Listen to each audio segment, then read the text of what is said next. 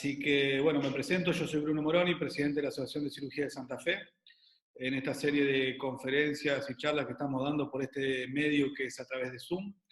Esta vez nos une el primer encuentro de dos encuentros relacionados con la simulación quirúrgica, que se va a completar la semana que viene con una parte práctica que le vamos a hacer en el Centro de Simulación de la Facultad de Ciencias Médicas de la Universidad Nacional del Litoral. En esta oportunidad me acompaña el doctor Horacio Locatelli y el doctor Nicolás como moderadores, con dos invitados que, paso a ustedes, Sebastián, Horacio, gracias por la cantidad de gente que hay. Un abrazo. Gracias, Bruno, buenas noches. Bueno, un poco continuando con lo que hablaba Bruno, desde la asociación a través de Bruno como presidente y el doctor Vergara, hacemos una continuidad en estos encuentros. Hoy nos toca hablar del primer encuentro vinculado a simulación. Lo tengo acá viendo directamente al doctor Horacio Locatelli, cirujano general, ex jefe de la División de Emergencias del Hospital José María Cuyen. Él es profesor asociado de la Cátedra de Emergentología. Él es instructor y diplomado en lo que es la parte de simulación clínica, tanto de Valdecilla como de la parte de la Universidad del Desarrollo de Chile, y él está como actual coordinador de lo que es la parte del Centro de Simulación de la Facultad de Ciencias Médicas de la Universidad Nacional del Litoral. Horacio, la intención es un poco que podamos modular esto y presentes tanto a Marcelo Muro y a Martín Palavecino. Te paso la palabra, Horacio. Bueno, desde ya, gracias. Para mí es un honor presentar estos dos brillantes personas, dos brillantes profesionales, muy capacitados ambos. Con Marcelo me une una tremenda amistad de hace muchos años, de hace mucho más de 10 años, por no decir poco más también, y creo que es mucho más también. Marcelo quizás fue un poco el culpable de que nos ocupáramos mucho de todo lo que fue la parte de la ATLS acá en Santa Fe en ese momento, cuando se hizo el primer curso en la ciudad, que se hizo en el hospital. Había un problema en la asociación de cirugía, y bueno, Marcelo tomó bandera y tomó la decisión, se hace el curso, y se hizo con todo lo que costaba en ese entonces, con todo lo que era la parte de experimental y demás, que era bastante complicado poderlo realizar.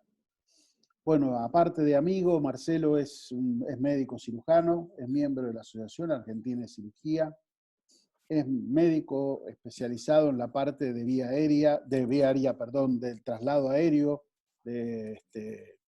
y a su vez es piloto de una línea aérea, ¿no es cierto? Es sumamente importante de nuestro medio, quizás la aerolínea de bandera, y es instructor de formación en recursos humanos, y obviamente es docente universitario. No sé si quieren que ya lo presente también al doctor Palavecino, al cual conozco ahora, conozco su trabajo, su actividad como coordinador del área quirúrgica del centro de simulación que tiene el hospital italiano allá en San Justo. Lo estuve viendo justo antes, creo que nos vinimos con el COVID en el bolsillo, si se quiere, porque fue el 7 de marzo, 7-8 de marzo, que hicimos el curso ATLS allá en la 10ª edición allá en San Justo, y bueno, y AUS es una persona sumamente capacitada en el área de simulación. Lo único que a mí me resta es, que ya lo van a decir los dos expositores, y es lo que a veces nos cuesta un poquito más de trabajo, es que la simulación no es hacer el RCP.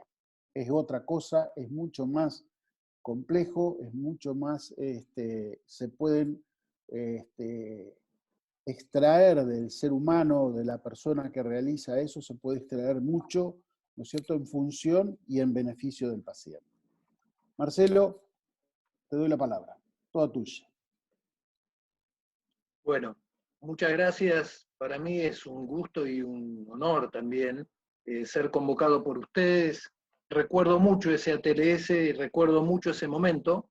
Y sí, nos une una amistad que creo que más de 20, vos tiraste 10 por la foto que está en el flyer. Pero...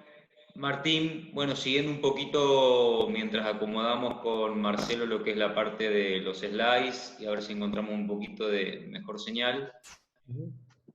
Consultarte un poco en tu experiencia en todo lo que es la parte de simulación y lo que es la parte de la vinculación con lo que es más la parte de teaching, enseñanza y tu experiencia en el extranjero. ¿Qué nos puedes contar un poco? Bueno, la verdad es que justo antes de ayer tuve que dar el ateneo de mi servicio, de mi experiencia el año pasado, y es un poco raro porque mi background es que yo soy cirujano de hígado, páncreas y vías biliares, y vengo haciendo eso hace más de 10, 12 años, y cuando volví de mi segundo fellow, que también lo hice en Estados Unidos, dije, tengo que hacer algo distinto porque arriba mío había 2 o 3 monstruos, como de Eduardo de Santibáñez, Juan Pecol y Oscar Massa, y dije, si no hago algo distinto, voy a vivir siempre con la sombra de la buena sombra, ¿no? La hermosa sombra de ellos tres, y empecé a hacer lo que en ese momento se llamaba curso hands-on, cirugía experimental, y todavía no se hablaba de simulación en cirugía. Y los hicimos con mucho ímpetu los primeros años, sobre todo porque como yo estaba en el comienzo de mi carrera quirúrgica, digamos, tenía un poco más de tiempo porque tenía menos pacientes, y, y ahora en la parte más, uy, se cortó la luz de mi casa, pero me siguen viendo, ¿no? Me siguen escuchando. Y, Sí, te escuchamos, te escuchamos. y el, me voy a poner una luz así porque si no, no parece que estoy.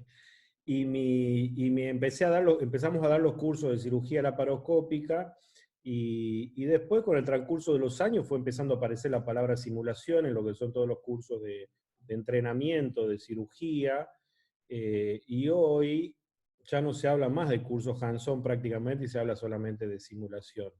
El Hospital Italiano en el 2015 creó el Centro Universitario de Enseñanza Basada en la Simulación, con una fuerte impronta clínica, porque al principio a los cirujanos no nos integraron, a pesar de que los cirujanos eran los que lo veníamos haciendo simulación desde hacía varios años, y bueno, y con la compra del Sidman en un edificio nuevo que hicieron en el Instituto Universitario, se hizo una especie de joint entre la parte quirúrgica y la parte clínica, y hoy estamos trabajando juntos. Y el año pasado, o el anteaño pasado en realidad, surgió la posibilidad a través del doctor Carlos Pellegrini, orgullo de ustedes santafesinos, de ir como Visiting Assistant Professor a la Universidad de Washington a trabajar exclusivamente en simulación, y estuve todo el año 2020, perdón, todo el año 2019 hasta marzo del 2020 trabajando en simulación en la Universidad de Washington, viendo cómo hacen todos los americanos, que digamos lo que nosotros hacemos, ellos lo hacen por 100,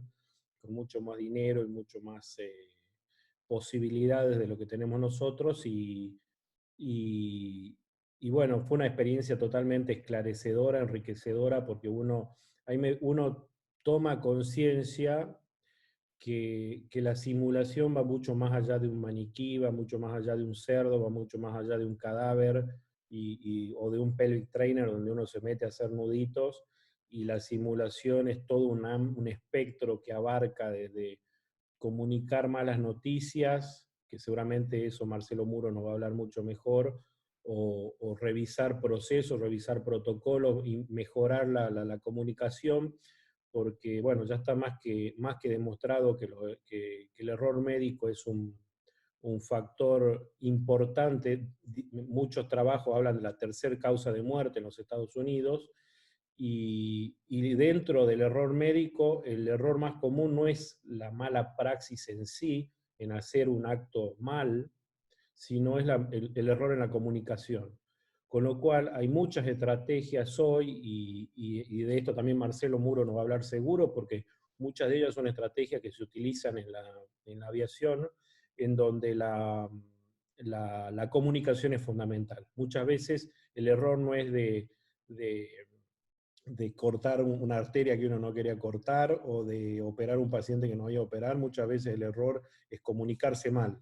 es yo decirle algo a alguien de mi equipo y que esa persona no chequeó la información, y al no chequear la información termina siendo algo que es perjudicial para el paciente, y todo eso se produce por error de comunicación. Con lo cual la simulación es como un combo que incluye para nosotros los cirujanos una fuerte impronta de lo que es aprender a hacer un nudo, o aprender a sacar un vaso, o aprender a lavar una peritonitis por la paroscopía, pero lo más importante es aprender el concepto de simulación como una herramienta de educación que es fundamental. Y creo que estamos viviendo una etapa que es bisagra, que los frutos no los vamos a ver ahora, o sí, por ahí los que ya venimos haciendo simulación con nuestros residentes hace 3, 5, 7 años, pero los frutos los vamos a ver, a empezar a ver dentro de 5 o 10 años, y todo ello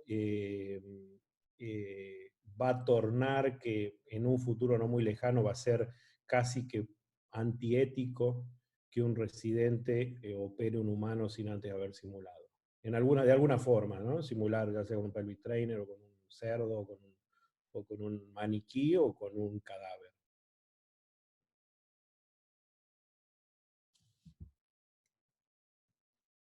Perfecto, Martín, una experiencia interesante. Horacio, estando también coordinando lo que es el Centro de Simulación, hoy en lo que es la Facultad de Ciencias Médicas, vinculado un poco a lo que decía Martín y lo que ahora ya va a exponer un poco Marcelo Muro cuando vemos que se conecte, ¿qué opinás vos de lo que es la simulación y todo lo que es la parte de docencia para distintas especialidades quirúrgicas, digamos, teniendo en cuenta, como decía Martín, que dentro de no muchos años va a ser tal vez algo impensado que una práctica, un aprendizaje sea en una persona sin antes no han pasado varias horas tal vez en algún centro de simulación? Bueno, personalmente yo quiero aclarar algo también, que nosotros, inclusive Marcelo también comenzó mucho, empezamos a trabajar en eso con los viejos ATLS, cuando se hacían los ATLS. O sea, era un poco, no se lo llamaba simulación, simplemente se le llamaban Skill Station y nada más, eran las estaciones de entrenamiento, de la vía aérea, de columna, de esto, aquello, lo otro. Estaba la cirugía experimental. O sea, en los ATLS ya se hacía un poco de simulación y ya desde que se hicieron por primera vez en la Argentina esos cursos. O sea que dentro de todo algún tipo de entrenamiento había.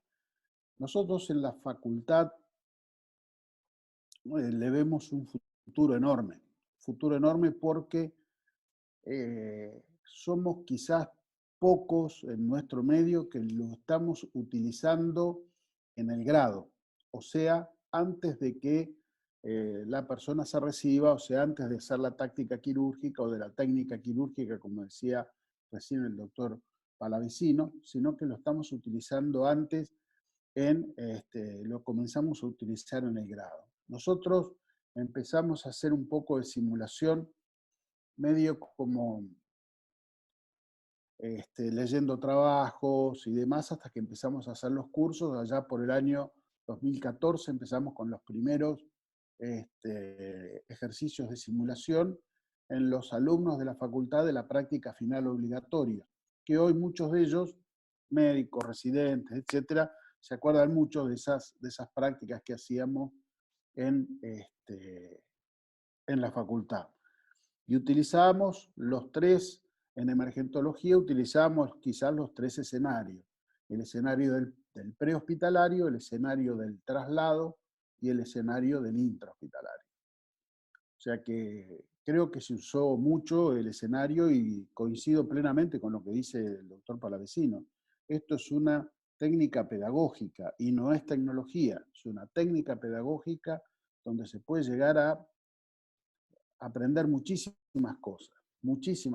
Hasta las reacciones pueden llegar a ser moduladas o moderadas. Por ejemplo, la Escuela Americana de Simulación trabaja mucho sobre lo que son los modelos mentales en la simulación. O sea, exploran el modelo mental en la simulación. O sea que es sumamente interesante y obviamente esto está recién empezando. Y en nuestro medio más aún, recién empezando. Horacio, Martín, les consulto. Hablando vinculado a la simulación y a lo que es la parte de la formación de residentes durante el entrenamiento, y hay una pregunta que justamente surge de esto que venimos charlando. ¿Cuál sería la mejor manera hoy de evaluar a un residente en formación quirúrgica? Y la otra que va de la mano con eso es, mucha gente nos escucha, es del interior o es de otras provincias, y obviamente uno piensa en un centro de simulación como el que estuviste vos, Martín, en Estados Unidos, Horacio, como el que vos estás coordinando hoy, que es un centro de excelencia, digamos, y muy joven, y uno se pone en el lugar de esos instructores, esos médicos de staff, y tal vez no cuentan con esa tecnología o ese instrumental. La importancia hoy de la práctica en simulación con un buen docente, como vos decías, justamente va más allá de la práctica de un nudo, sino de enseñar cómo actuar ante una situación. ¿Cómo lo ven a eso? ¿Creen que es replicable? ¿Creen que hoy es más importante la tecnología o el docente que hace de instructor en base a ese acto de simulación?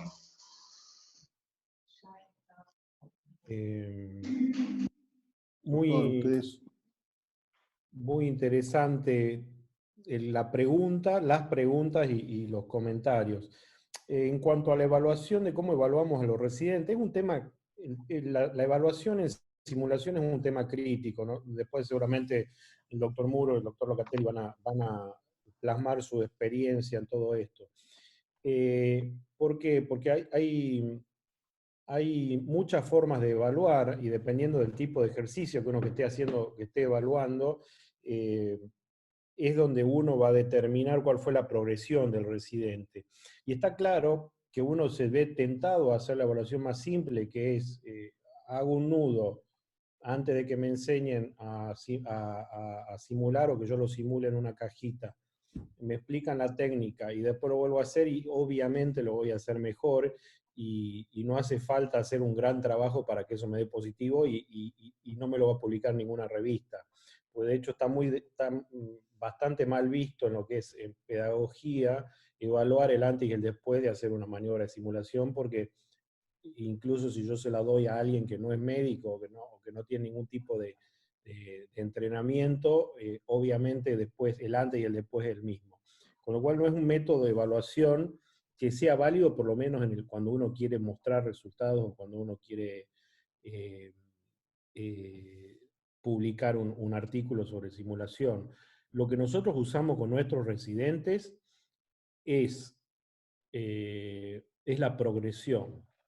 Es como parecido a esto, pero nosotros lo que hacemos es, el instructor, nosotros tenemos dentro del programa de residencia la rotación protegida por simulación.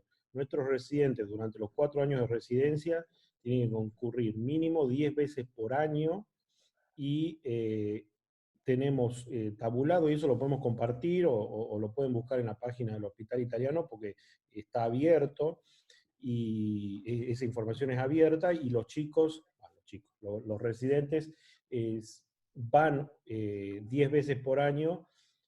Una vez por mes se duerme un animal y se le hace en forma tabulada todos los procedimientos al final del entrenamiento en cierta destreza, y como corolario de esa destreza aprendida de alguna forma, y después si quieren y hay tiempo les puedo mostrar unos videos, los residentes hacen los procedimientos en el cerdo. Pero volviendo a la pregunta de la evaluación en simulación, me parece que la evaluación más importante, como la evaluación en simulación no es punitiva, sino simplemente es una evaluación de la progresión del residente, la evaluación tiene que formar parte, o sea, el elemento más importante es el feedback que se hace al final del ejercicio. Entonces, creo que lo más valioso y lo que genera un mayor impacto de cambio positivo en el residente cuando está haciendo una simulación o estaba siendo evaluado en una simulación es el feedback inmediatamente después por parte del experto del ejercicio que acaba de hacer. Y con respecto a las tecnologías, es claro que hay muchas cosas que son tecnologías dependientes. Nosotros hemos empezado muy de a poco, porque a pesar que somos un hospital privado, el dinero no sobra y donde uno siempre lo invierte al último es en educación, porque en la educación uno no ve el fruto en forma rápida y directa. Claramente se puede hacer simulación con muy poco. Hay modelos de simulación de pelvic trainer que son muy económicos, que son caseros, y que uno los puede tener en cualquier hospital para hacer simulación quirúrgica. Ahora después cuando uno habla de simulación de comunicación, o tipos de ejercicios tipo Team Steps o estrategia de mejora en comunicación de malas noticias, eso es simplemente utilizar algún manual de los que ya existen y aplicarlo con un docente motivado. Creo que más difícil que conseguir dinero es conseguir un grupo docente bien motivado.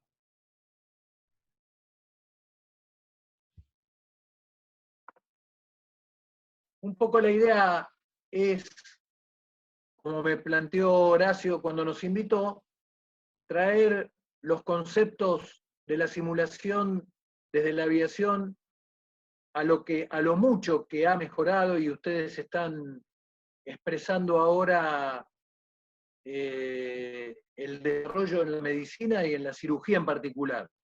Y un poco hablar de factores humanos, que es hablar de, Horacio decía, recursos humanos, nosotros justamente hacemos factores y tiene que ver con lo que el hombre es capaz de hacer, ¿no?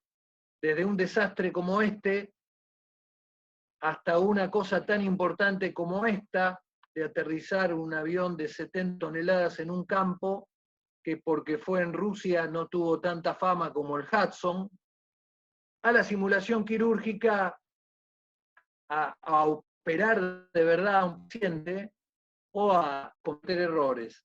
El punto de inicio del estudio de los factores humanos tuvo con una evolución de la seguridad en cuanto a que en los primeros 20 o 30 años en que los aviones de las líneas aéreas empezaron a volar, los aviones se rompían por factores técnicos, por construcción, por diseño. A partir de la mejora esperaba que iba a reducirse la cantidad de siniestros. Y se vio que no solo no se reducían, sino que aumentaban. Y entonces se empezó a estudiar a los personajes que estaban dentro de la cabina de comando. Y se inició eso buscando evitar el error. Eso en sí mismo fue un error, y ya a partir de los 90 los factores humanos son integrados o son dirigidos a lo organizacional. Fíjense acá abajo, que es a partir de los 90, con una gran cantidad de demandas, sobre todo en Estados Unidos, donde se registra un poco más por iatrogenia, donde nace el concepto de seguridad del paciente y donde son para acá temas de factores humanos en medicina y en cirugía. Factores humanos no es nada que ustedes, todos los que están escuchando, si ojalá me puedan escuchar bien, no es nada que no conozcan porque es algo que repasa un montón de especialidades, es multidisciplinario y se dedica a estudiar cómo mejorar el desempeño humano, pero considerando las limitaciones y considerando el contexto. Lo integra en un montón de materias y, como les decía, desde la aviación se extendió a otras industrias, pasando por varias etapas. Esto sería un mapa, ¿no? Donde los factores humanos están, por supuesto, alimentados por la medicina, la psicología, la ergonomía, y acá arriba, que no se llega a ver muy bien, fuera de este cuadrado dentado, está la relación del ser humano con el contexto.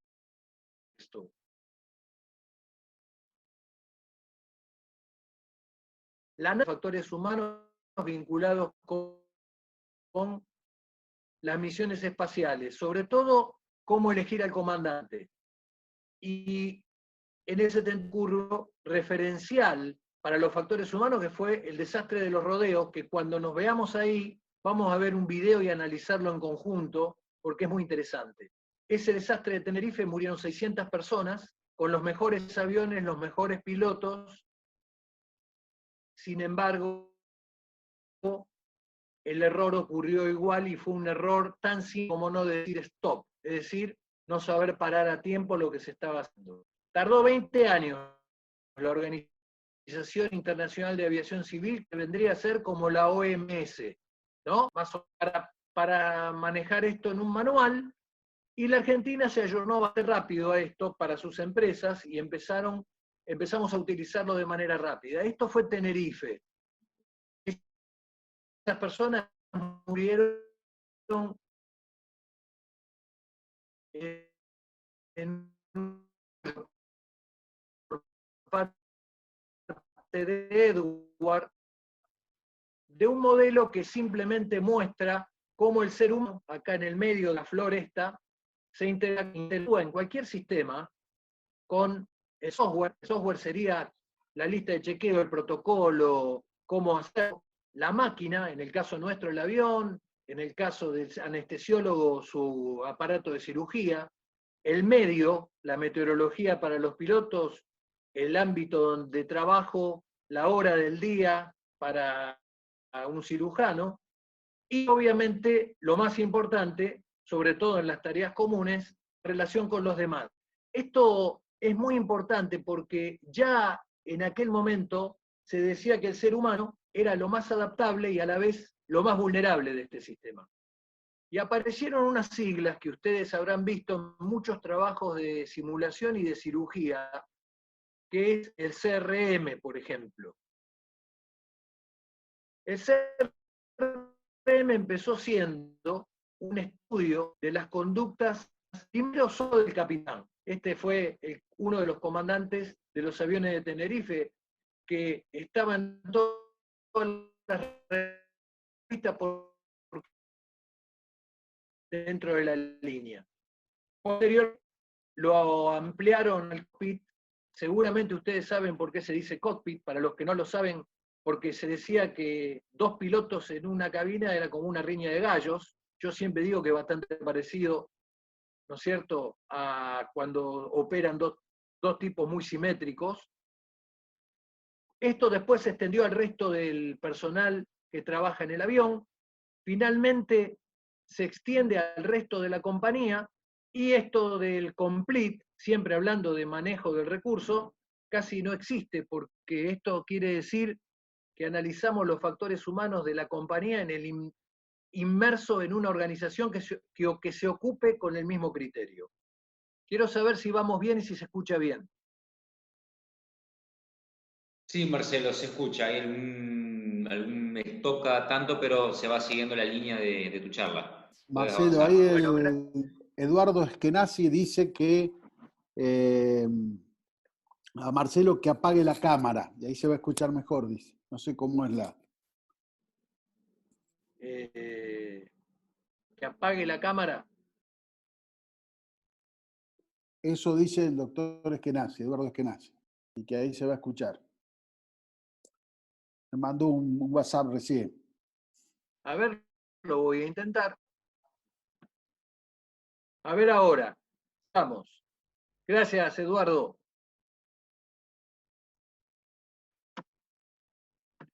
Sí, no corre la presentación. ¿Ustedes me escuchan? Sí, te estamos escuchando, pero quedó la presentación en slides justamente que habías terminado de explicar. Bueno, como yo les decía recién, las fallas que dieron lugar a gran cantidad de estos siniestros están relacionadas con cosas que no tenían nada que ver con el conocimiento sobre el avión, el conocimiento sobre los procedimientos.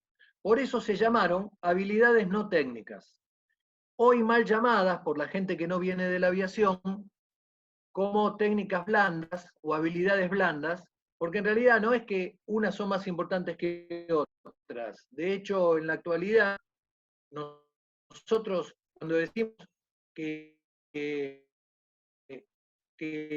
son no técnicas, descartamos de base que la preparación de quienes participan en una sesión de en una operación real tiene el nivel suficiente. Lo que sí marcamos, que tanto el alerta situacional o el trabajo en equipo o la toma de decisión en sí mismo son temas vinculados con actitudes y comportamientos que no se relacionan estrictamente con el conocimiento técnico, sino que tienen que ver más con fenómenos humanos. Y estos son, ¿no?, las habilidades no técnicas, la alerta situacional, la toma de decisión, la comunicación, la cooperación y el trabajo en equipo, la facilitación y el liderazgo, y el manejo de las limitaciones humanas, que es un gran capítulo, muy importante hoy, porque marca algo en la aviación y en otras industrias, que es la interfase entre la automatización como disminución de la carga de trabajo y el trabajo en el personal que trabaja, digamos, que tiene que estar haciendo este control. El año pasado se publicó el último reporte de seguridad de la Unión de Empresas Aéreas. Ahí decía que los eventos se mantenían siempre bastante bajos, pero que la cantidad de eventos no deseados en el 80% indirecta de estas habilidades no técnicas. A modo solo de ejemplo, este es un esquema de una toma de decisión dentro de la alerta situacional. Acá entendemos lo que pasa, lo percibimos primero, acá lo entendemos, decidimos, controlamos lo que decidimos y siempre interactuando con algo que Mika Ense determinó en llamar los modelos mentales y la conceptualización de la realidad. Fíjense un dato que no es menor, muy importante para todo lo que hablaba hace un rato Martín, que tiene que ver con la evaluación y la calificación, que muchas veces la atención, que se degrada fácilmente, fundamentalmente por la fatiga o por cualquier enfermedad, la atención se degrada mucho cuando el sujeto ve desplazado su preocupación por si va a aprobar o no va a aprobar el sistema en el cual se está evaluando. Y un examen siempre degrada todo este proceso solo por estar preocupado por este tema. Ejemplo muy importante de habilidades no técnicas fue Neil Armstrong. Neil Armstrong hace poco, el año pasado, fueron 50 años de cuando pisó la Luna. Neil Armstrong y sus dos compañeros tenían la misma formación técnica, excelente, iguales. ¿Por qué Neil Armstrong fue el comandante de la misión? Porque en habilidades no técnicas, en evaluaciones cognitivas, había resultado tener más capacidad para resolver lo inesperado. Por muy poquito respecto a los otros. Si ustedes ven el video, se lo recomiendo, no lo podemos ver obviamente acá, ese video habla de los últimos minutitos y segundos del momento en el cual llega a la Luna. Se entra en falla el sistema, desconecta la computadora y aterriza de manera manual sobre la Luna, utilizando todo el tiempo que le quedaba disponible, menos 2 segundos. Era descendiente para, en el caso de llegar al mínimo, tener que escapar, porque si no, no podían salir nunca más de la Luna por el combustible, y el tipo utilizó todo el tiempo menos 2 segundos. Bueno, de hecho, eso es una de las pruebas que nosotros usamos habitualmente para explicar de qué se trata esto de las habilidades no técnicas. Los factores humanos se complementaron desde el 90 con el ingreso del sistema. El TEM, que ustedes van a ver por ahí, tiene que ver con la amenaza y el error, y ya se pasa de considerar que el error era algo que uno podía evitar a tener claro que el error es parte del funcionamiento del hombre y que muchas veces el error uno se lo patea, se lo encuentra dentro de la estructura de funcionamiento de los sistemas. Horacio estuvo con nosotros en el simulador que usamos cada 6 meses para entrenarnos y cada año para revalidar la licencia.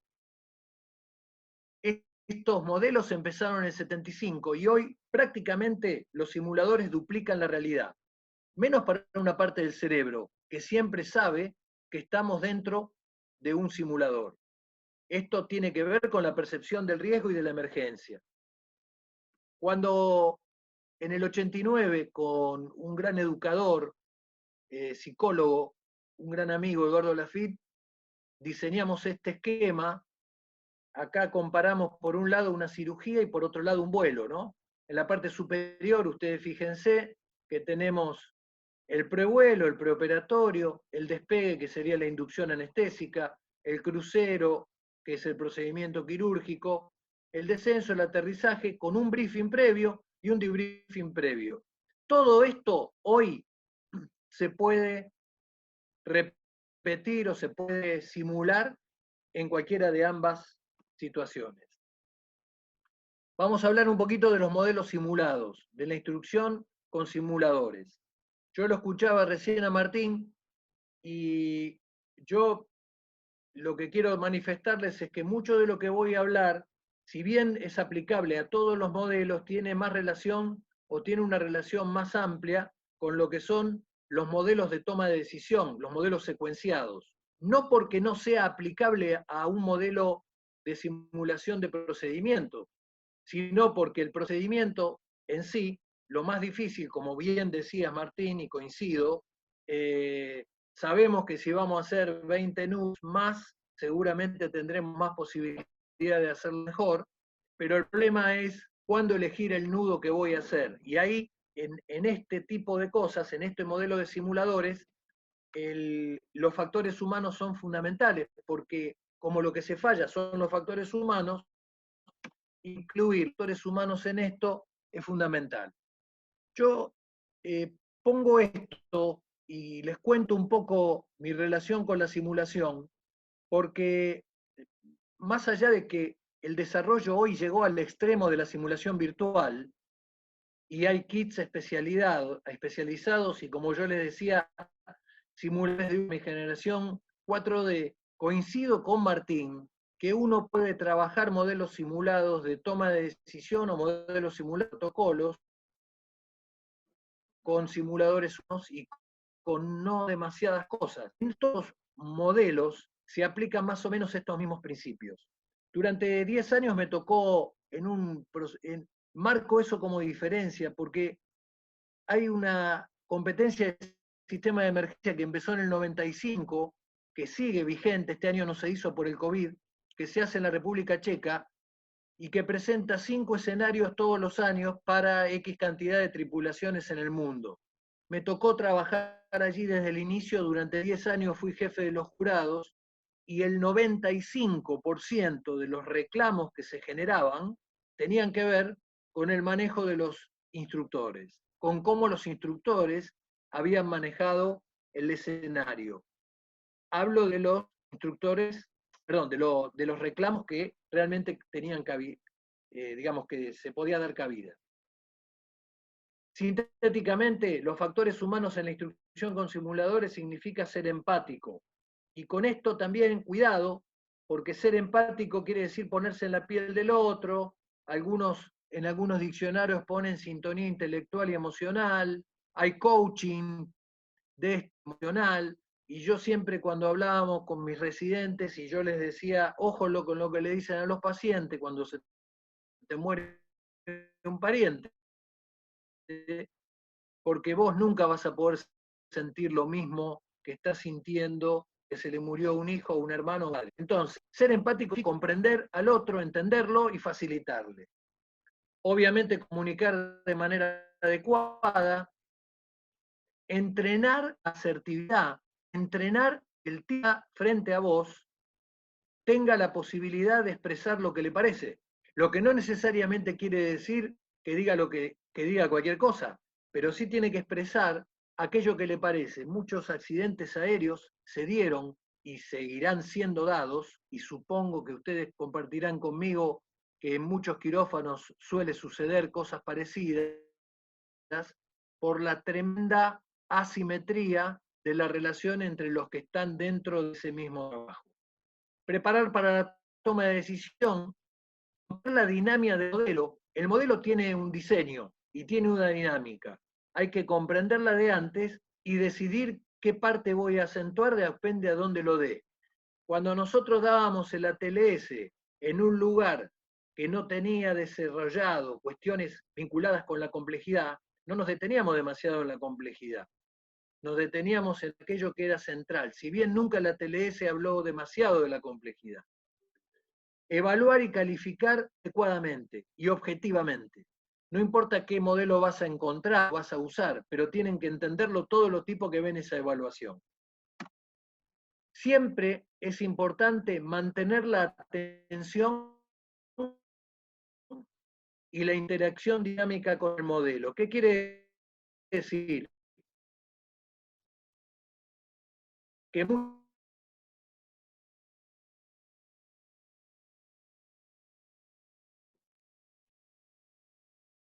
Se cortó. entonces, si nosotros perdemos el hilo de cómo sigue, es muy difícil que se aproveche. Integrar los roles. Esto es una imagen real de un curso de reanimación avanzada donde el médico, teniendo otro médico y una enfermera como asistentes, fíjense ustedes, pretendía ventilar y masajear al mismo tiempo. Es decir, no hacía ninguna de las dos. Esto es como cuando uno entra a una reanimación, lo llaman en la guardia y entra a la reanimación y dice, che, ¿cuánto le pasaron? Y se miran todos, ¿no? O ¿cuánto hace que llegó? Entonces, este tipo de cosas, de integrar los distintos roles, lleva a esto. Nosotros en alguna de estas tareas entrenamos equipos, tareas de equipo. Y no es lo mismo entrenar un procedimiento individual que entrenar un equipo que se tiene que enlazar con las tareas de otro, porque cada una de las decisiones requiere que se acoplen las decisiones de los demás. Ninguno por separado puede ser más importante que todos juntos. Ninguno por separado, por más que sea el mejor, lo puede hacer solo, sobre todo cuando es un procedimiento múltiple o combinado. Decíamos de ser un buen comunicador. Presentarse bien es fundamental y respetar los tiempos. Intentar conocer con quién uno va a hablar. No se trata de hacerse amigo, se trata de entender con quién uno va a hablar. Siempre que sea posible, mostrar entusiasmo, hacerse cargo de lo que uno va a hacer y ser confiable. Ser capaz de navegar planteos nuevos sin modificar el curso y verificar de manera continua que nos están entendiendo. Se me ocurren múltiples anécdotas. Cuando vayamos a trabajar allá, seguramente va a ser mucho más rico y mucho más fácil que esta comunicación. Otra cosa vinculada con la instrucción, que es igual con la vida e igual con los procedimientos reales, nunca da igual cómo se hace. Nunca va a dar igual. Nunca va a dar igual que lo hagamos bien, que lo hagamos juntos y que lo hagamos de manera integrada. Lo negativo que siempre se da en comunicación es no respetar los tiempos, autorreferenciarse en exceso, ignorar las preguntas de los participantes, a veces porque no lo sé, tratar de manera desigual, irrespetuosa y a veces ridiculizante, lo hemos visto. Recuerdo en un curso que dimos en un lugar a donde en el briefing final, el debriefing final, la gente pidió que le dejáramos un instructor. ¿Y por qué? Porque había agredido a todo el grupo, a cada grupo, en la manera en la cual planteaba el práctico. Convertir la práctica en una enunciación teórica. Este error es un error frecuente en aquel que no tiene claro, cuando le toca una estación que no tiene clara cómo hacer la práctica. Inventar una respuesta que no conocemos. Los pilotos decimos es no go. No go es no despego. Inventar una respuesta es perder definitivamente la confianza, ¿no es cierto?, del tipo que te está escuchando. Y ojo con la prepotencia y la omnipotencia, que los cirujanos y los pilotos necesitamos siempre un poquito para funcionar, sobre todo la omnipotencia. Los omnipotentes siempre desarrollan relaciones asimétricas. Este que está volando acá, seguro que empezó acá. Y aunque les parezca mentira, estos aviones vuelan por los mismos principios. Es decir, que el del hospital más importante de Buenos Aires tiene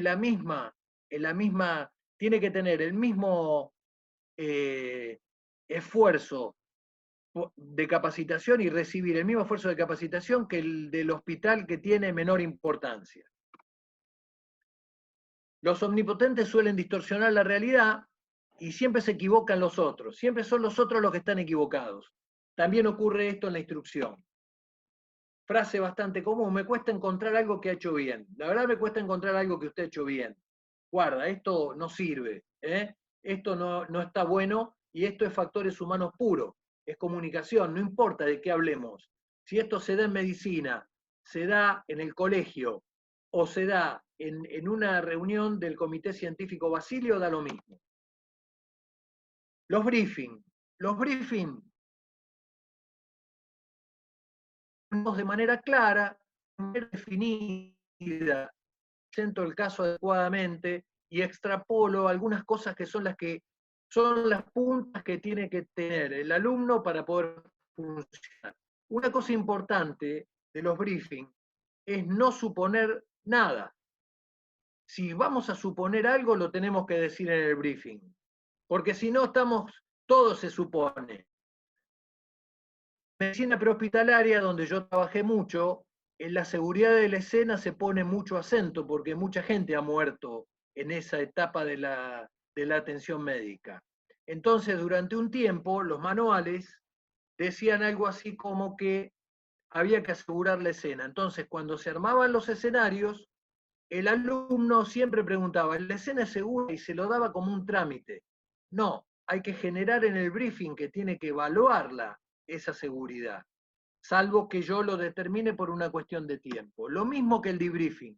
Siempre que termino un caso, una práctica, inmediatamente tengo que generar una retroalimentación.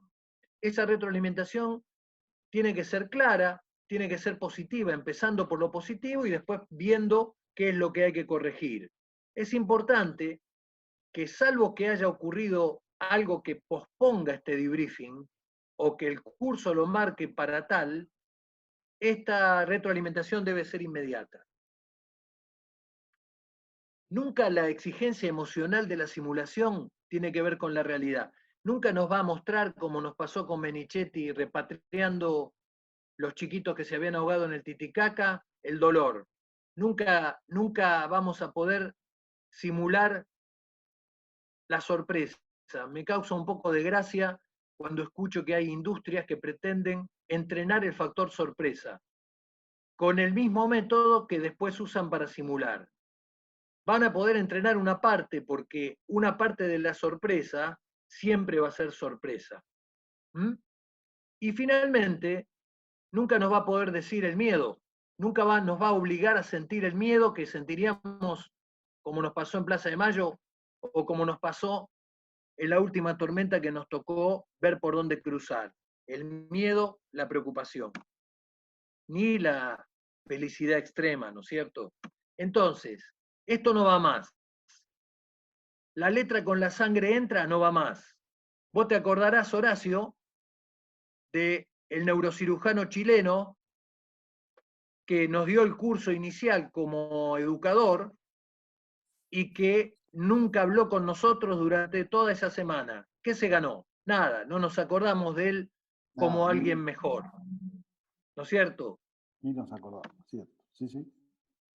Cada vez que presionamos utilizando un tono agresivo o ridiculizante, muestra la inmadurez, la inseguridad, la falta de herramientas o todo esto por parte del instructor. Esto lo digo, ¿saben por qué? Porque muchas veces el instructor, sobre todo en algunos modelos de tecnologías complejas, como dice Pirrow, tecnologías vinculadas con sistemas inesperados, interacciones inesperadas, muchos creen que porque son instructores de esos sistemas, tienen derecho a ciertas formas de comunicación, como por ejemplo llamarse nido de víboras, o como por ejemplo llamarse de una manera autoritaria como en esto no va a pasar nadie, que nosotros somos como bonaerenses. Esto es un error que no sirve a los fines de la instrucción, no deja nada, es la anécdota nada más. Hoy está comprobado que todo lo que se aprende en un lugar positivo es guardado en una memoria más accesible en el caso de tener que ser usado. Esto es neurociencia del aprendizaje moderno y se aplica perfectamente a cualquiera de las cosas que estamos hablando. Es mucho más fácil hablar con ustedes sobre fatiga y estrés. Imagínense muchas veces cuando son las 5 de la mañana de la guardia del día siguiente o a las 10 cuando recién ingresé. Y esto lo pongo porque a veces el residente que viene al módulo práctico o al módulo de simulación terminó su guardia a 7:30. O si no yo, que soy el instructor, o Martín o Horacio, terminamos acá hace. Y hay que tenerlo en cuenta para ver qué me propongo que aprenda ese tipo ese día. Porque obviamente, como se ve aquí abajo, su nivel disponible va a descender. Les aseguro que todas las simulaciones tienen riesgos. Metan una palabra de corte, una palabra que diga acá se cortó. ¿Por qué? Porque se van a llevar la sorpresa de gente que simulaba estar descompuesta y está de verdad, gente que se pincha, que se electrocuta o que se rompe un tobillo poniéndose con algún elemento cortante. En alguno de estos procesos hay un examen, ¿no? Hoy hablaba Martín de que estos exámenes muchas veces no son calificatorios o no, en otros calificatorios, y siempre ese examen debe ser la culminación de un proceso. Entonces uno tiene que ofrecer la colaboración necesaria, explicar el caso claramente, respetar el diseño y sobre todo hacer un proceso que sea verosímil. Porque si el proceso es inverosímil y yo le pongo 18 fallas o 18 casos de cosas que se van complicando, que no aplican a ese enfermo, nosotros decíamos el día que nos reunimos con Horacio, si el tipo que viene tiene SIDA y aparte tiene un edema agudo de pulmón, y aparte se cayó en un ascensor, y aparte cuando estaba viniendo en la ambulancia le dislocaron la pelvis, y bueno, por ahí se tiene que morir y no podemos simular nada, ¿no? Y finalmente, de nuevo acá, este dato que yo creo que es muy importante, que es utilicemos mecanismos objetivables de evaluación y calificación. Muchachos, agredir al participante no es parte de ningún procedimiento. Esto de que porque sos clínico sos inferior, o porque sos del hospital Álvarez como era yo, sos de un hospital de cuarta, no es algo que esté en ningún procedimiento. Si la falla es grande, no continúe, porque el examen es parte de aprender. Recomendaciones finales que me pregunto es, pensemos todos nosotros cómo se entrena un instructor, cómo se entrena el que va a tomar el examen, cómo se relacionan. Si el tipo que viene a tomar examen parece a veces que viene de otro país, con otro modelo y con otro diseño, ¿dónde están las herramientas de factores humanos en los cursos? ¿A dónde están? Porque en los cursos generalmente hay información sobre teaching, sobre psicopedagogía, sobre cómo manejar un grupo, pero se encuentran pocas informaciones sobre esto que estamos hablando, que son herramientas concretas de factores humanos. Cómo se evalúa el desempeño de ambos, de los inspectores y de los instructores. Y siempre que yo tengo un instructor limitado, voy a tener un alumno más condicionado. Este señor le falló el motor, el problema no es la falla, el problema es que no puede salir a darle pala, tiene que ir al piso a buscar a dónde aterrizar. Eso es un error, ¿está? Pero la limitación de la instrucción la paga el alumno. Por eso cuando queremos mejorar el nivel calificando más exigentemente, estamos empezando al revés. Nosotros tenemos que mejorar el nivel mejorando el proceso, porque si no mejoramos el proceso, el nivel de calificación va a ser un accidente.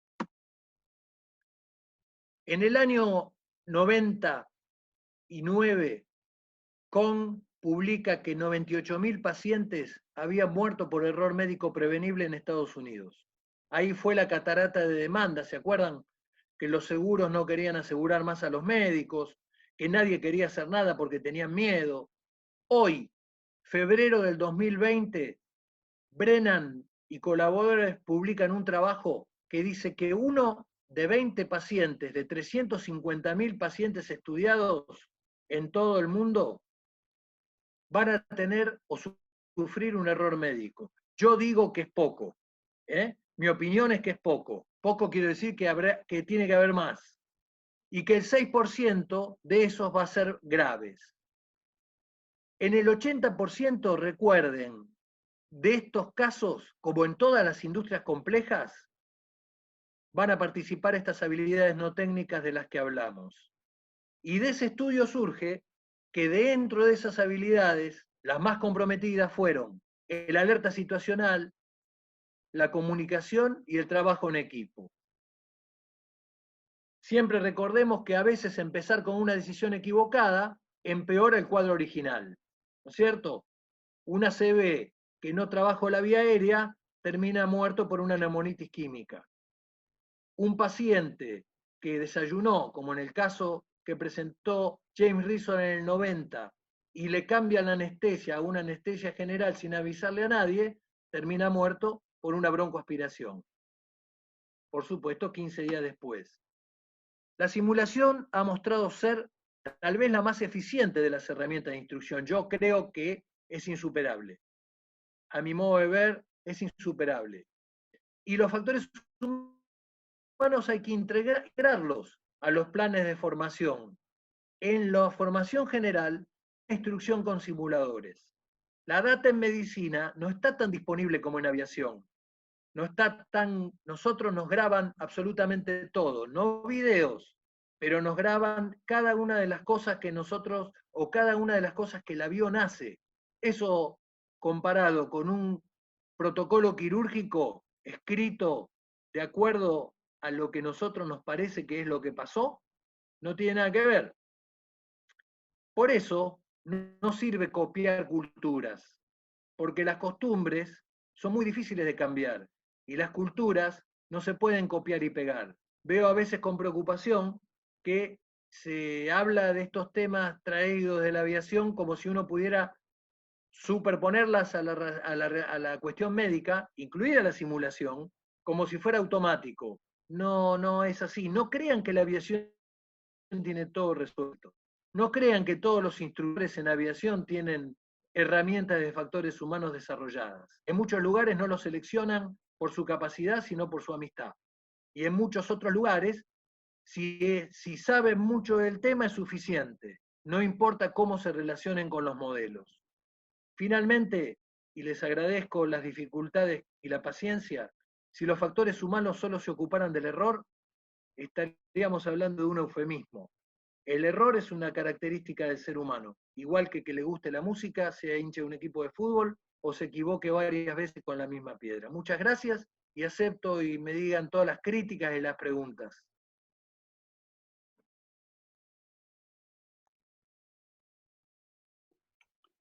Bueno, gracias Marcelo. No sé, Sebastián, vos qué querés que comente ya directamente Martín, o damos lugar a preguntas que quieran hacerse. Horacio, bueno, Marcelo, muchas gracias. Más allá de la dificultad técnica, se pudo ver bien y escuchar bien. Así que, una vez más, Marcelo, muchas gracias. Muy claro y muy interesante. Martín, vinculado un poco, y como dice Horacio, a algún comentario vinculado a lo que estuvimos viendo. La verdad que espectacular. Me parece que Marcelo Muro aglutina dos visiones de la simulación desde el punto de vista del ser piloto y el punto de vista del ser cirujano. Logra, como dije, aglutinar dos visiones que en el resto de las personas no tenemos, porque todos estamos sesgados simplemente por conocer la simulación médica y siempre referenciar la simulación que hacen los pilotos, pero en función de lo que uno lee o ve en las películas, o donde uno se imagina que sucede en un simulador de aviación, pero Marcelo tiene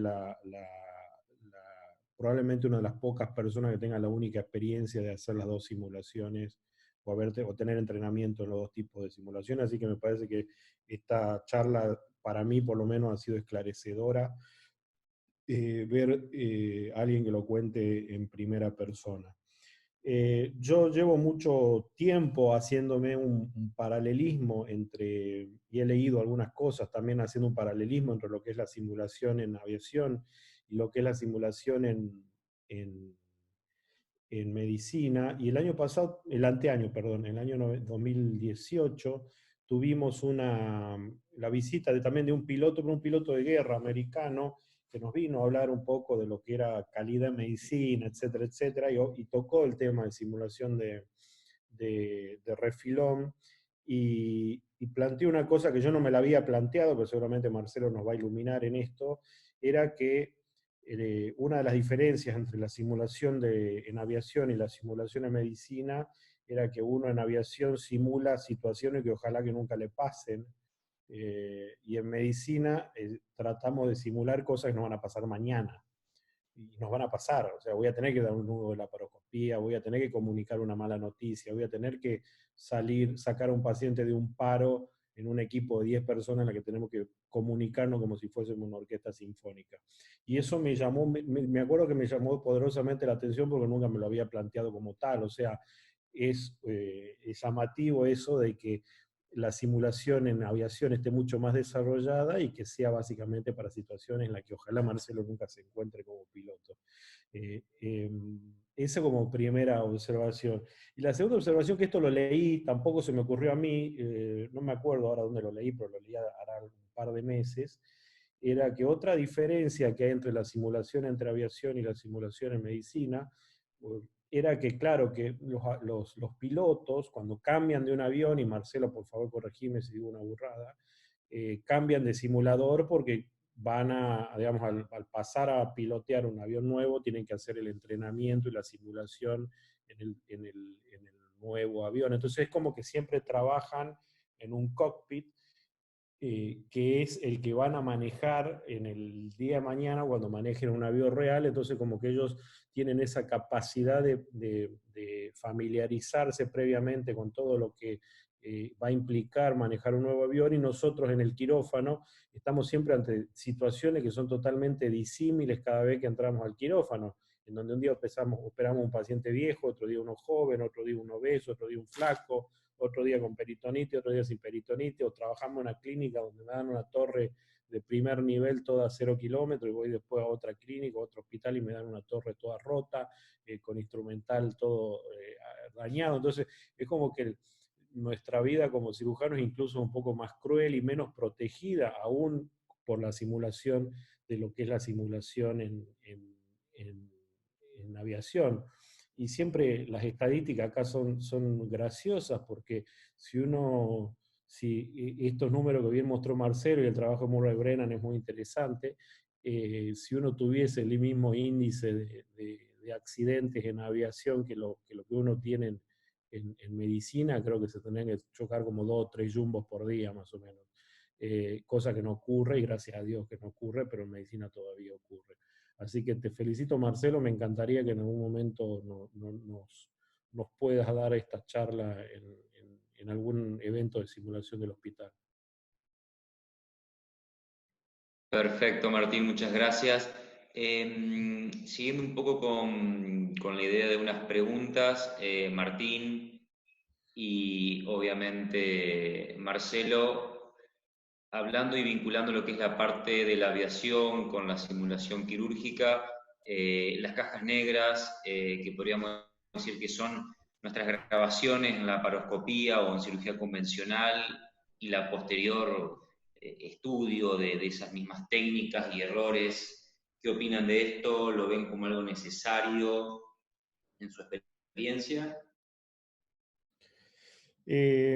Nosotros tenemos una especie hay un diseño, no me viene a la cabeza el nombre, hay un cirujano que trabaja en calidad en Canadá, que obviamente en Canadá tiene estos sistemas de salud socialista que son muy, muy cuidadoso de los números, las estadísticas del error, que tiene como una especie de quirófano con caja negra en donde se registran hasta los cambios de tensiones de los tomas corrientes del quirófano, en donde hay un registro pormenorizado de cada una de las cosas que suceden en el quirófano. O sea, ya se está empezando a testear un quirófano con una caja negra como similar al concepto que se utiliza, me parece, en aviación. No sé si alguien sabe un poco más el detalle, yo la verdad es que lo he escuchado en algún congreso y no he tenido oportunidad de leerlo más profundamente.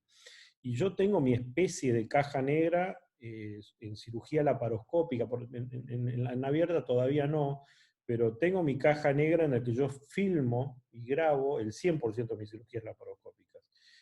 Hay directamente con disco rígido conectado a la torre de laparoscopía, y el 100% de mis cirugías las grabo. Aún las colecistectomías simples de 25 minutos las grabo. ¿Por qué? Primero porque nunca sé cuándo va a haber un caso interesante para presentarlo después en algún congreso, o para hacer docencia o enseñar. Pero otra utilidad que es muy interesante es esto que hablábamos recién, de poder terminar la cirugía si se le ayude a un residente, y hablar con el residente o hacerle un feedback al residente apenas termina la cirugía y decirle, mirá que hiciste bien, esto yo lo cambiaría, esto lo hubiese hecho distinto, etcétera, etcétera, con lo cual me parece que es una herramienta fundamental a la hora de enseñar. Y como triple utilidad o tercera utilidad, cuando se complica el paciente. Si el paciente se complica y tengo una forma de revisar la cirugía, a ver dónde cometí el error, si es que la complicación fue por un error técnico de la cirugía laparoscópica. Después tengo tiempo de borrarlo, porque si no, obviamente uno no puede coleccionar tantas películas de todo lo que uno va operando. Pero siempre grabo mis cirugías laparoscópicas, y es una forma de tener mi caja negra, digamos. Con respecto a lo que vos decías, Martín, antes, la otra diferencia es tal cual. Nosotros practicamos muchas cosas que afortunadamente ocurren poco, pero se utilizan modelos mentales que son aplicables a otros casos. Esto es lo mismo que la diferencia entre el concepto de error estando arriba del avión y el concepto de error siendo un cirujano, ¿no? Hay una vieja frase que dice que los errores nuestros quedan bajo tierra y que el error de los pilotos, él va en ello, ¿no? Los errores graves terminan con su propia muerte.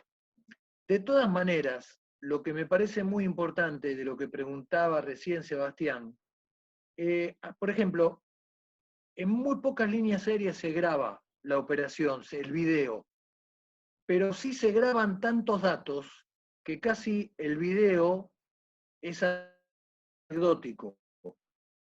Entonces, el problema que yo veo en eso, y hay que tener cuidado, ¿no? Sobre todo cuando esto es organización, porque en el caso, por ejemplo, que vos contás, Martín, es un por generar una forma de instrucción, presentar trabajos, pero puede pasar que haya una organización que busca esos errores con un fin punitorio, ¿no es cierto? Donde el fin punitorio aparece, se acaba la instrucción, porque se vuelve a el modelo de error individual y de quién tiene la culpa, que es lo más parecido que hay, ¿no es cierto?, al modelo judicial penal. Entonces yo creo que les agradezco la opinión sobre la charla. Obviamente estoy convencido que esto es así, y este grupo, este equipo que integramos, trabaja en esto hace muchos años, y escucho ahí por los chats que hay grandes amigos que me están escuchando y que nos están escuchando y se están enriqueciendo con esto, y la verdad, no es ya el futuro la simulación, es hoy, es esto, porque lo que cada uno de ustedes está haciendo es algo que en realidad, hablo de simulación médica, en la aviación solo empezó antes, no es que por eso es mejor, empezó 30 o 40 años antes, y entonces tiene otro desarrollo, porque el objetivo de los registros en la aviación inicialmente fue a quién le facturaban la cuenta. Y se buscó siempre ver cuál era el culpable, que era muy fácil cuando el piloto había muerto. Era tan sencillo como decir, murió ahí, listo. No tan sencillo en la cirugía, ¿no es cierto? Donde nosotros seguimos trabajando y seguimos operando. Así que yo creo que mejorar eso y optimizar el rendimiento de un simulador. Piensen ustedes que un simulador de línea aérea 4D te enseña a volar el avión sin subirte al avión. Vos vas a volar el avión sin haberte subido a ese avión. Por supuesto, traes un montón de conocimientos previos. Y tiene un costo aproximado de hora de simulador entre $2.000 y $3.000. Piensen lo que es cuando ese turno no se usa lo necesario o lo que puede dar, no se saca ventaja de ese turno porque el instructor de ese turno no tiene las características necesarias o suficientes. O el que paga $500 un curso de simulación quirúrgica o médica y le toca a un instructor que no le saca el jugo al modelo. Esto, en este sentido, ¿no? Va esta charla. Bien, Marcelo, Martín, Horacio, hay muchos colegas conectados que tienen experiencia en la parte de docencia y han hecho también unos pasos en simulación y mucho hemos aprendido de ellos. Mucha gente conocida, voy a nombrar algunos porque me interesaría si tienen alguna pregunta tanto para vos, Marcelo, como para vos, Martín, si estás de acuerdo, Horacio. Alfredo Guala, ¿cómo estás? ¿Nos estás escuchando? Me gustaría darte el pie por si tenés alguna duda o algún comentario vinculado a este primer encuentro en simulación. No, solamente me gustaría saber si hay desarrollo, creo que ya están, desarrollo de software para simulación quirúrgica que ponen escenarios donde más allá de trabajar con tejidos vivos, uno trabaja con software que pueden imitar muchos accidentes que pueden ocurrir durante la cirugía. No sé si, Martín, que has estado allá en Seattle, has visto algo de eso. He probado varios prototipos. De hecho, justo cuando, promediando mi visita a la Universidad de Washington, en septiembre, octubre, por ahí, Symbionics trajo a probar la última versión del Lab Mentor X y nosotros tuvimos la oportunidad de tener un Lab Mentor en el hospital italiano y la verdad que distaba mucho de ser algo real, aunque para ciertas destrezas podía llegar a ser interesante, pero claramente no se correlaciona con el nivel de inversión que hay que tener, sobre todo insumos que se compran en dólares. Y bueno, cuando trajeron el último Lab Mentor para que lo testemos en el laboratorio de simulación de la Universidad de Washington, y bueno, dije, a ver qué progresó en estas 2 o 3 generaciones que hubo en el medio, desde que nosotros teníamos el italiano con este último, y la verdad que no progresó nada. De hecho, a las 2 o 3 semanas se lo tuvieron que llevar porque dejó de funcionar, de hecho. Está bien que era un prototipo, etcétera, etcétera, pero digamos que me parece que todavía estamos muy lejos de lograr un simulador parecido a los que utilizan en aviación, aunque nunca en mi vida vi uno y nunca en mi vida me senté en uno, pero me parece que el nivel de realismo que tiene un simulador, por lo que uno ve en las películas al menos, o en un documental, ni de casualidad uno está cerca de lograr un simulador en donde uno realmente sienta que está operando a algo que se parezca a un humano. Tenemos muchos modelos, después en algún momento quedo abierto a si quieren en algún momento hacer una muestra de alguno de lo que fue mi experiencia en Seattle. Yo no tengo problema en compartirlo con la Sociedad de Cirugía de Santa Fe, mostrar algunas tendencias que van camino a mejorar mucho la fidelidad de lo que es la simulación quirúrgica en los próximos años. Yo creo que se puede lograr un nivel de fidelidad con muy poco dinero lamentablemente todavía recurriendo a modelos animales o a modelos o con vísceras. Julián Varas en Chile tiene una experiencia terrible con esto también. Y creo que, no sé si con el nivel de desarrollo que se está teniendo en realidad virtual, no sé si no van a llegar modelos de realidad virtual antes que un buen simulador de Lab Mentor, en donde uno tenga un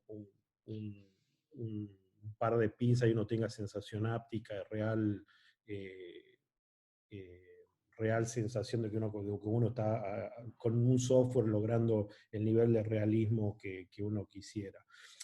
Hemos hecho una experiencia muy interesante. Muchos de los fondos del laboratorio de la Universidad de Seattle vienen de la industria, perdón, de la industria no, perdón, del ejército, del ejército americano, del Departamento de Defensa de los Estados Unidos, con lo cual se utiliza mucho la simulación para simular situaciones de guerra, trauma en guerra sobre todo. Y una de las experiencias más interesantes que yo vi, la verdad que yo no participé porque fue muy, muy al principio de cuando yo había llegado a Seattle, era que habían hecho era un hombre que tenía puesto como una especie de cuerpo falso del tórax para abajo, en realidad de los hombros para abajo, porque el tórax ya era falso, y tenía como un doble fondo, como las cajas que usan los magos para hacer el truco del serrucho, y entonces de los hombros para arriba era un ser humano real, y de los hombros para abajo era un maniquí, y bueno, le explotaba una mina personal, y tenía neumotórax, tenía una pierna amputada con un sangrado arterial y un sangrado venoso en una herida inguinal. Entonces uno tenía que practicar los distintos tipos de control de hemorragia en trauma y un neumotórax hipertensivo.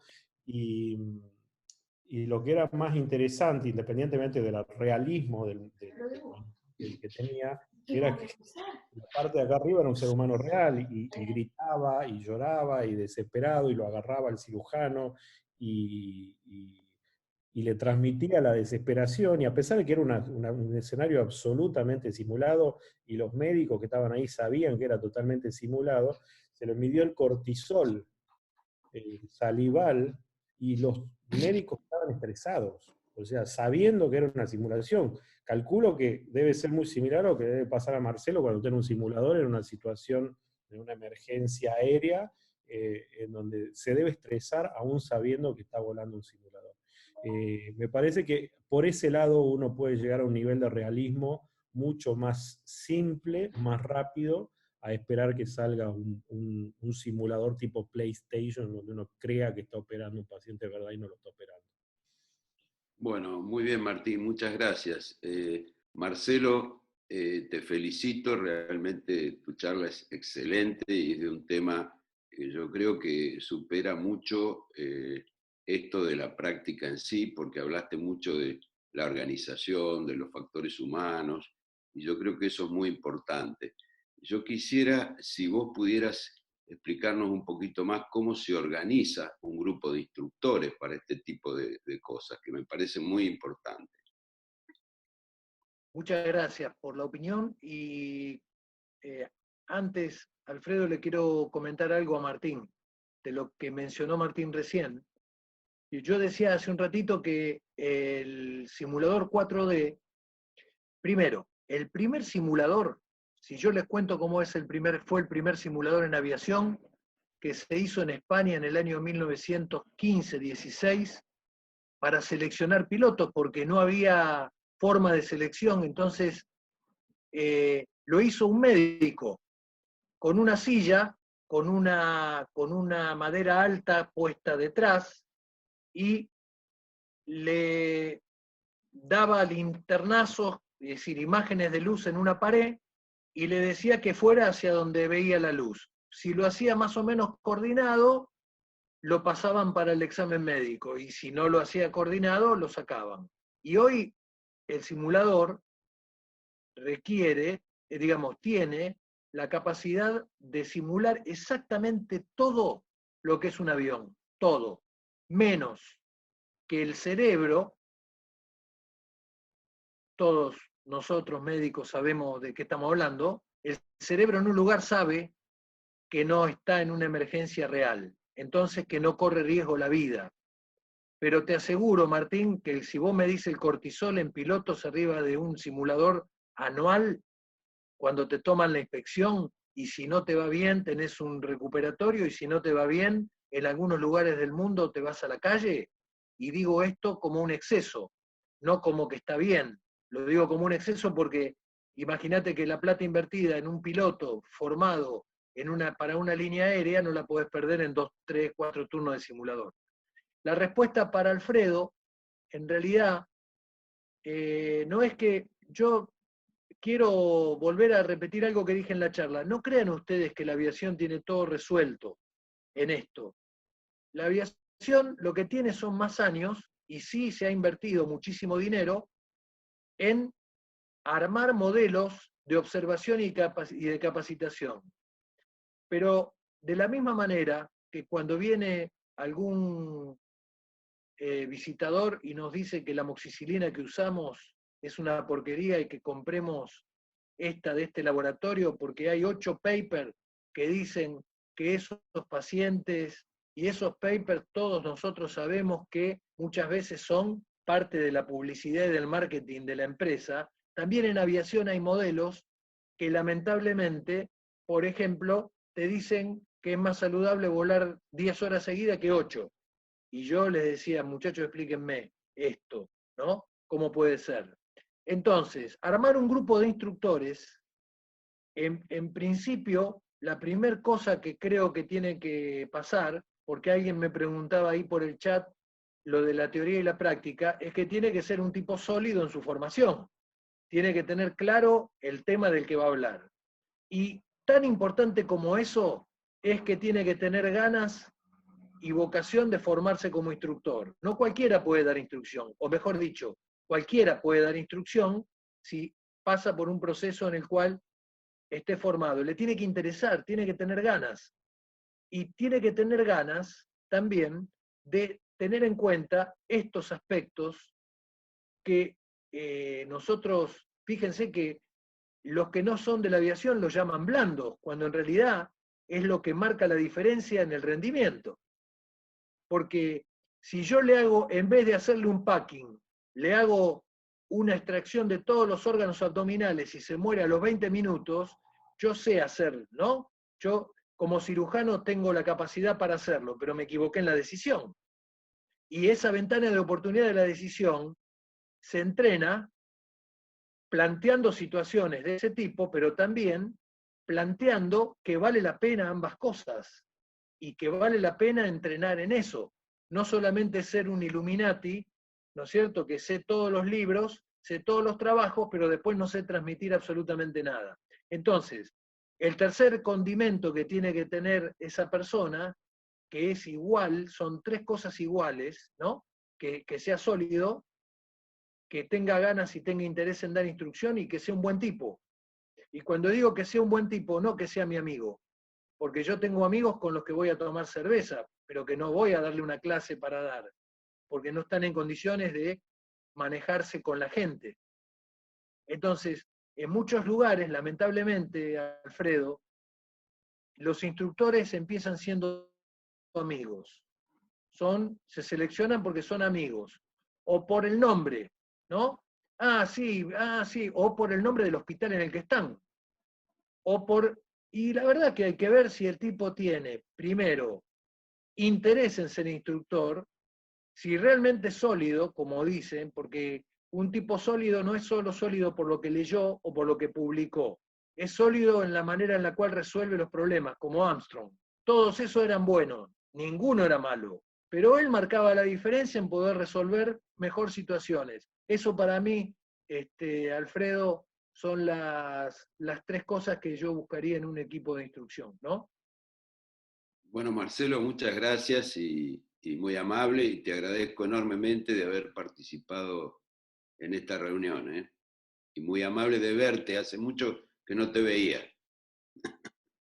Bueno, Efectivamente, Alfredo, hace gracias mucho. por la participación. También nos interesa saber un poco en este contexto, Marcelo, Martín.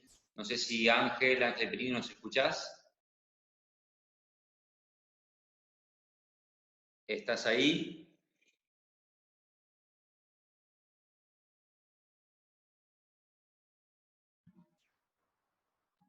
Hola. Ahí creo que se está conectando. Un poco, Martín, has contestado una pregunta que teníamos, ¿cómo se visualiza ahí estás, ¿cómo estás, Ángel? ¿Cómo visualizabas ¿Qué la tal? simulación de trauma? Y lo has contestado, creo que un poco explicando ese modelo que tuviste la oportunidad de ver, digamos, con esa persona con un segundo fondo ahí para trabajar. Una pregunta que me quedó colgado. Ángel, ¿cómo estás? Lo mismo que le consultábamos a ¿Qué tal? Alfredo sobre estas charlas, quisiéramos saber también tu opinión. Sí, con todo gusto. Primero felicitarlo. Yo le mandé un mensaje porque realmente a la gente joven, la gente no tan joven, es lo que viene. Eso hay que saberlo. Es lo que viene y en los países donde el desarrollo es más rápido, viene más rápido, como la robótica. Son cosas que vemos a veces un poquito lejos, pero vienen. Segundo, muy buenos los expositores, muy buenos ustedes, los que coordinan, porque también se tiene que dar todo eso como para poder entrar en un tema que no es común, pero que está siendo más frecuentemente relatado, y eso es lo bueno, por gente idónea en todo esto.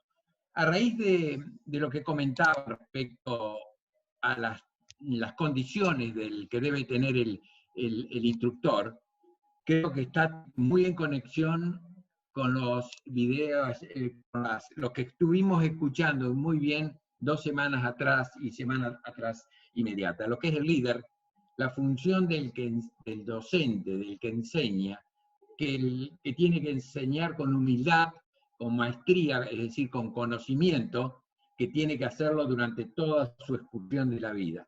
La medicina, cualquiera sea el camino, si uno lo toma con amor, con cariño, tiene algo especial que es la tranquilidad de conciencia independientemente de los resultados.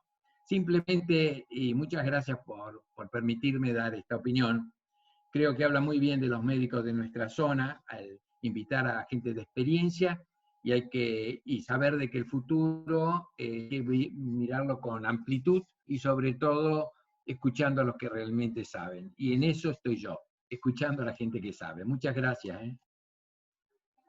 Muchas gracias, Ángel. Bueno, siguiendo, Héctor Francia, no sé si también nos estás escuchando. Sí, los escucho. Sí. Bueno, Marcelo, realmente felicitarte por la charla, ha sido muy instructiva. A mí me queda siempre un resquemor en lo que, bueno, vos también dijiste en tu charla, que es la comunicación del error médico, ¿no es cierto? Porque como mostraste ahí en una diapositiva, vos creías que había más error médico que el que se comunica, y seguramente eso es así y creo que todos lo percibimos, ¿no es cierto? Ahora, la simulación va a servir para que el error médico sea mejor comunicado, digamos así, porque si no comunicamos el error nosotros, difícilmente vamos a poder trabajar sobre las cosas que lo producen y mejorarlo, ¿no es cierto? ¿Vos creés que la simulación va a ayudarnos a eso o a comprender que si nosotros nos capacitamos, nos entrenamos cada determinado tiempo y demostramos con el examen o con lo que sea que realmente podemos hacer tal o cual actividad con el mínimo error posible, va a servir a los médicos después poder comunicarlo? Porque creo que ese es un problema grande. El error médico no se comunica porque el error médico es penalizado. ¿Quién va a poner en su protocolo quirúrgico que hizo tal o cual cosa si después se expone a la penalización? Creo que ese es un punto que me interesa bastante y quería saber tu opinión.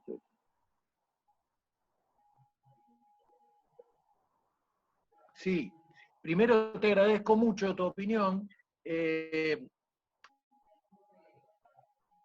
Cuando fui a la Asociación de Cirugía el año pasado, que nos iba a hablar de esto, Horacio estaba ahí, y yo dije, estamos todos de acuerdo acá, ¿no? Había, no sé, 50, 60 personas, que se debería morir más gente por errores médicos de la que se muere, o por lo menos saber claro, todos afirmábamos, porque en realidad el problema, yo lo que veo cuando se quiere trasladar un modelo al otro, es el tema del registro de la información y la concepción que el sistema tiene sobre la información.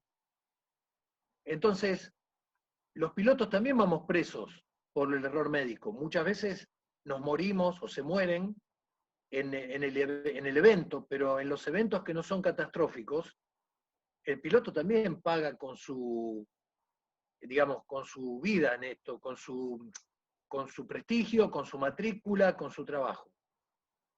Y el sistema, sobre todo en los convenios de las líneas aéreas, lleva a que obligatoriamente tenga que tener los registros que la aviación tiene. Es una obligación, es cultural, está dentro de un sistema. Y vos sabés que eso va a ser así, como por ejemplo, que en un vuelo que tiene 6 etapas, es decir, como si fueran 6 cirugías, ¿estamos de acuerdo? 6 etapas, leas la misma lista que leíste ayer 6 veces, anteayer 8 veces, y la leas, y el que tenés al lado, si la decís de memoria, te va a decir léela, porque sabe que en esa lectura está el concepto de disminuir el riesgo de que te olvides algo. Es un problema que es muy, para mí, es la dificultad más grande que tiene la complementación, digamos, el usar un sistema en el otro. Yo creo de todas maneras, Héctor y Martín y también el resto de los que Ángel que habló antes, yo creo que se está avanzando de una manera muy grande, sobre todo en animarnos a practicar el error, no a practicar el error, sino en animarnos a reconocer que nos podemos equivocar y que no es un abismo, lo cual no quiere decir que nos incendiemos en la plaza como bonzos. Por eso yo creo que la cultura de esto va a cambiar solamente cuando el sistema en el cual nosotros trabajamos, y ahí coincido con Martín, los sistemas son todos diferentes, y las ciudades son diferentes, los sanatorios son diferentes, los sistemas de salud en el mundo, fíjense ustedes cómo frente a una cosa como el COVID, se tiran con que si lo comunicaron un día antes, un día después, y vos decís, ¿cómo puede ser que estos tipos discutan eso? Bueno, porque el sistema tiene que alojar el error como algo que nosotros encontramos en el camino. La pinza que está olvidada en esa panza que yo muestro en la primera foto, si yo culpo al cirujano solamente, no vamos nunca a escribir el parte quirúrgico realista. Porque, ¿qué pasa? Podemos tener todos los que estamos en este trabajo 20 causas por las cuales la pinza se olvidó ahí, desde que estaba ensangrentado el campo, a que el paciente se agravó y se empezó a despertar y no quisieron profundizarlo más, a que era a las 3 de la mañana, a que no contó las pinzas, todas las causas. Lo cierto es que terminó pasando eso. Si yo solo me preocupo por quién firma el parte, las pinzas es muy probable que sigan quedándose dentro de los pacientes. Si yo me preocupo por el sistema, probablemente las pinzas vayan a desaparecer de los pacientes. Miren, si me disculpan, voy a comentar algo que me llama mucho la atención últimamente. Muchas veces en los vuelos, esta condición hermafrodita de ser piloto y médico hace que mis compañeros pilotos me comenten cosas de sus problemas médicos, obviamente. Y entonces el 90% de las cosas que yo contesto tienen que ver con cosas que tenía que haber hecho el médico que indicó la medicación, con cosas de comunicación básica de enfermedad, como por ejemplo, tome esto cada 8 horas, ¿por cuántos días? ¿Se entiende lo que quiero decir, Héctor? Es decir, sí, claro. El nivel de exposición es mucho mayor porque estamos metidos en un sistema que es francamente desfavorable para el médico actuante, en muchos aspectos. Y cuando vos le ponés a un tipo en un consultorio de cirugía en una clínica un turno cada 10 minutos, es imposible que haga alguna de las cosas que tiene que hacer. Entonces, todas esas son cosas que son amenazas del sistema. ¿Se acuerdan cuando hablábamos de TEM? Que yo decía Threat and Error Management. Amenaza del sistema, esa. Amenaza del sistema, ¿quién te ayuda en la cirugía? Amenaza del sistema, ¿a quién es el anestesiólogo? Bueno, hay 1000 amenazas para estudiar, pero creo que la información del error va a aparecer cuando se tome como un error del sistema, porque si no siempre vamos a cortarle la cabeza al tipo que firma el parte quirúrgico. Igual que en la aviación, ¿eh? Lo primero que se busca es saber si hubo turbulencia, quién era el comandante. Si hubo un tipo que sacó una rueda al pas, quién era el comandante. Los demás casi no existimos, inicialmente. Pero lo que se busca no es preservar solamente al comandante. El entrenamiento en factores humanos busca que a través de las habilidades no técnicas se reduzcan los eventos. No sé si fui claro, pero bueno. Sí, muchas gracias. Sí, Muy bien, Héctor, muy amable. Horacio, ¿como alguna consideración final, teniendo en cuenta la hora?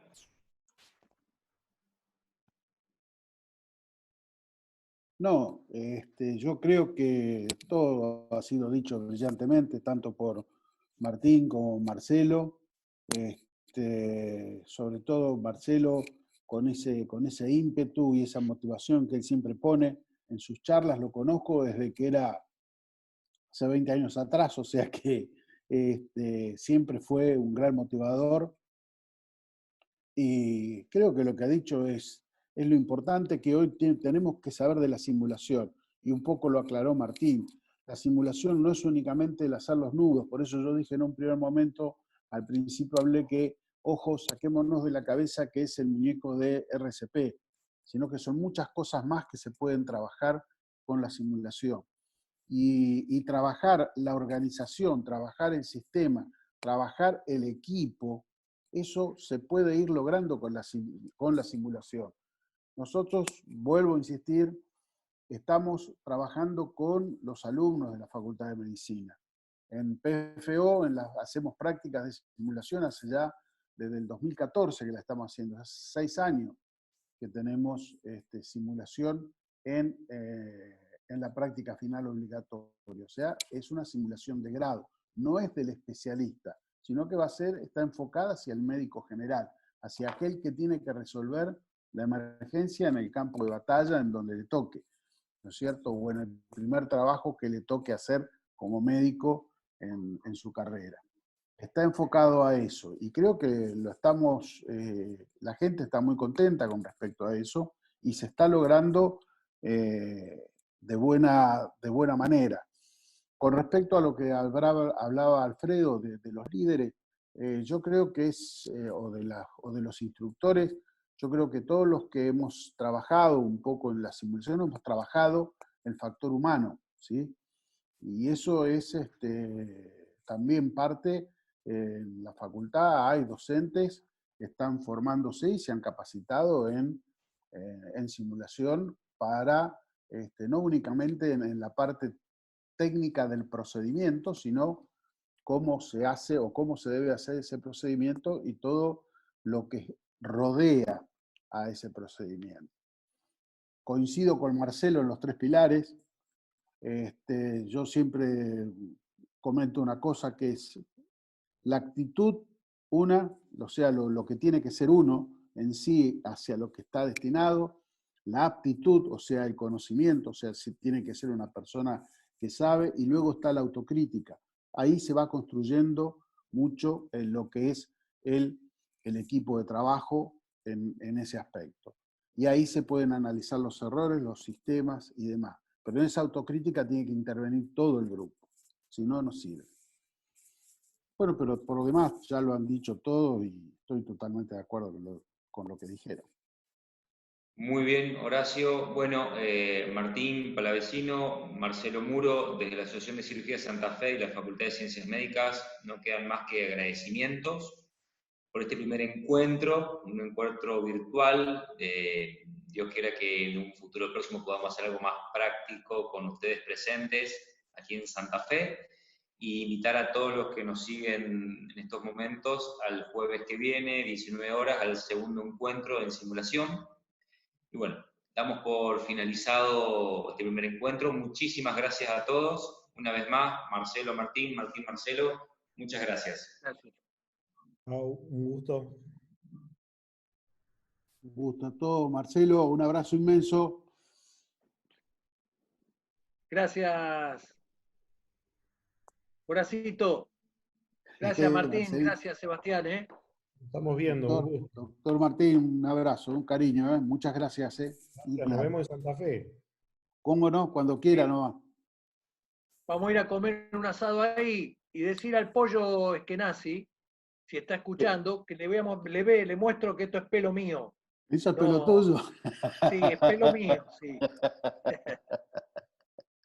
Gracias, che. Hasta luego, Espero que haya sido de utilidad. Gracias, Martín. Gracias, Sebastián. Un gusto. Chao, chao. Hasta luego, muchas gracias. Chao, un abrazo.